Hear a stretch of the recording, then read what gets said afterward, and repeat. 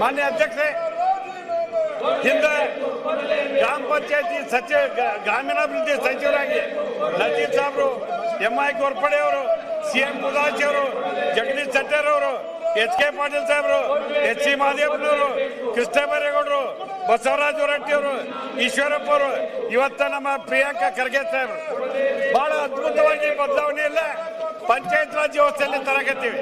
ಇಂಥ ಪಂಚಾಯತ್ ರಾಜ್ ವ್ಯವಸ್ಥೆಯಲ್ಲಿ ತರುವಾಗ ಇವತ್ತು ಎಲ್ಲಾಗಿ ಇದ್ಕೊಂಡು ಈ ಮನ್ರೇಗಾ ವ್ಯವಸ್ಥೆನ ಚರ್ಚೆ ಆಗಬಾರ್ದು. ಕೇಂದ್ರ ಸರ್ಕಾರಕ್ಕೆ ಅಸಹ್ಯ ಆಗೈತಿ, ನರೇಂದ್ರ ಮೋದಿ ಅವರಿಗೆ ಅಸಹ್ಯ ಆಗೈತಿ ಅಂತ ತಿಳ್ಕೊಂಡು ಇವತ್ತು ಇಲ್ಲಿ ಬಂದು ಎಲ್ಲಾಗಿ ನಿಂತಾರ. ಅದಕ್ಕೆ ಇವರಿಗೆ ನಾನಿವರಿಗೆ ವಿನಂತಿ ಮಾಡ್ತಕ್ಕಂಥದ್ದು, ಒಂದು ವಿರೋಧ ಪಕ್ಷವಾಗಿ ನೀವು ಸಲಹೆಯನ್ನು ಕೊಡಿ, ಅದು ಬಿಟ್ಕೊಂಡು ಬಾವಿಗಿಳಿದು ಚರ್ಚೆ ಮಾಡ್ತಕ್ಕಂಥದ್ದು, ಇಲ್ಲಿ MLAಗಳಾಗಿ ಬಂದು ಡ್ಯಾನ್ಸ್ ಮಾಡ್ತಕ್ಕಂಥದ್ದು ಇದು ಒಳ್ಳೆ ಬೆಳವಣಿಗೆ ಅಲ್ಲ. ಕೋನರೆಡ್ಡಿ ಅವರೇ ಸಾಕು ನಿಲ್ಲಿಸಿ. ಡ್ಯಾನ್ಸ್ ಮಾಡಕ್ ಬಂದಿಲ್ಲ.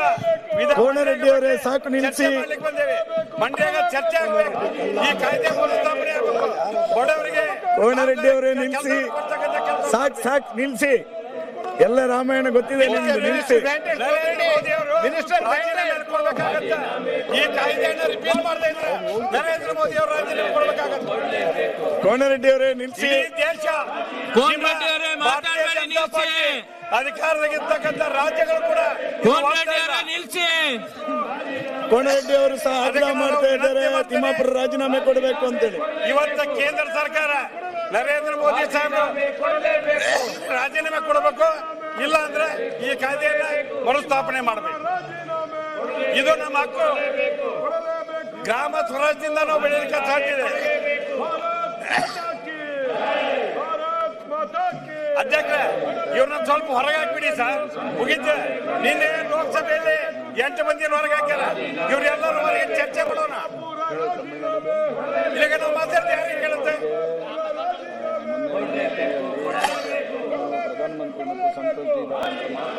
ಇಲ್ಲಿಗೆ ಅವ್ರು ಡ್ಯಾನ್ಸ್ ಮಾಡೋ ಕಾರ್ಯಕ್ರಮ ಮುಗಿಲಿ, ಅವ್ರು ಡ್ಯಾನ್ಸ್ ಮಾಡೋ ಕಾರ್ಯಕ್ರಮ ಮುಗಿಲಿ.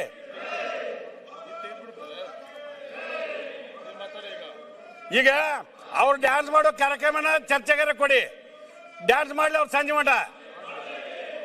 ಇಲ್ಲಿಗೆ ನರೇಂದ್ರ ಮೋದಿ ಸಾಹೇಬ್ ರಾಜೀನಾಮೆ ಕೊಡ್ಲಿ, ಮನ್ರೇಗಾ ಮರುಸ್ಥಾಪನೆ ಮಾಡ್ಲಿ, ಎರಡರಾಗ ಒಂದು ತೀರ್ಮಾನಕ್ಕೆ ಬರಬೇಕು. ನಿಮ್ ಶೋ ಎಲ್ಲ ಇಡೀ ರಾಜ್ಯ ಜನ ನೋಡ್ಯಾರ, ಅದಕ್ಕೆ ನಿಮ್ಮನ್ನ ಅಲ್ಲಿ ಕೂರ್ಸ್ಯಾರ. ನಿಮ್ ಶೋ ಎಲ್ಲಾರು ನೋಡ್ಯಾರ, ನೋಡಾಗಿದೆ.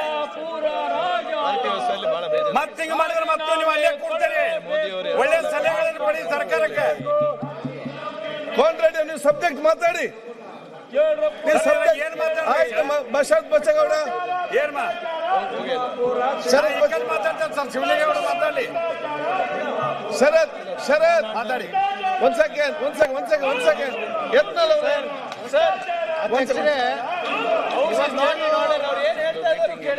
ಅಬಕಾರಿ ಇಲಾಖೆಯಲ್ಲಿ ಭ್ರಷ್ಟಾಚಾರ ಆಗಿದೆ ಅಂತ ಹೇಳಿ ಇವತ್ತೇನು ಧರಣಿ ಮಾಡ್ತಾ ಇದ್ದಾರೆ. ಇವತ್ತು ತಿಮ್ಮಾಪುರ ಅವರು ಏನು